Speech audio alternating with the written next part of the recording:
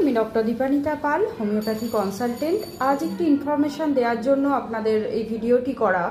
আপনারা অনেকেই ভাবেন নুন ভাজলে হয়তো আপনাদের ব্লাড প্রেশার যাদের সমস্যা আছে বা কিডনির সমস্যা আছে তাদের ক্ষেত্রে এফেক্টিভ হবে, এবং এছাড়াও অনেকে পিঙ্ক সল্ট ব্যবহার করছেন, অনেকে রক সল্ট ব্যবহার করছেন।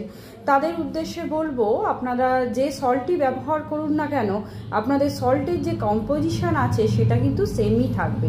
যদি আপনারা নুনও ভেজে খান সেক্ষেত্রেও কিন্তু আপনাদের সোডিয়াম কন্টেন্টটা একই থাকবে। তাই অবশ্যই চেষ্টা করবেন যাদের আপনাদের ব্লাড প্রেশার হাই আছে এবং যাদের কিডনির সমস্যায় ভুগছেন, আপনারা অবশ্যই চেষ্টা করুন যে লো সোডিয়াম ডায়েট গ্রহণ করার।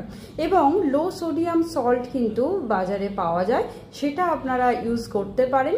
এছাড়াও যেটা স্বাভাবিক আমি বলবো যে আপনারা লো সোডিয়াম যে সমস্ত খাবারে দিয়ে মানে এক্সট্রা সল্ট আপনারা নিলেন না, বা স্যালাডে কোনো এক্সট্রা সল্ট দিলেন না, তরকারিতে একটু কম সল্ট দিয়ে ইউজ করলেন।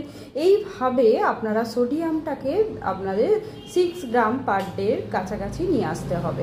তাহলে কিন্তু আপনাদের যাদের কিডনির সমস্যা আছে বা ব্লাড প্রেশারের সমস্যা আছে তাদের ক্ষেত্রে খুবই এফেক্টিভ হবে। এই নুন ভেজে খাওয়া বা রক সল্ট, পিঙ্ক সল্ট, এটার মধ্যে কিন্তু সোডিয়াম কম্পোনেন্টটা চেঞ্জ হয় না, এটা মাথায় রাখবেন। নমস্কার, সবাই ভালো থাকবেন এবং সুস্থ থাকবেন। আশা করি ভিডিওটি হেল্পফুল হবে। যদি হেল্পফুল হয়ে থাকে অবশ্যই চ্যানেলটিকে সাবস্ক্রাইব করবেন, এবং ফেসবুক থেকে যদি দেখে থাকেন অবশ্যই আপনারা ফলো করে রাখবেন, যাতে ফার্দার যে হেলথ টিপসগুলো দেব আপনারা সহজেই পেয়ে যান। নমস্কার।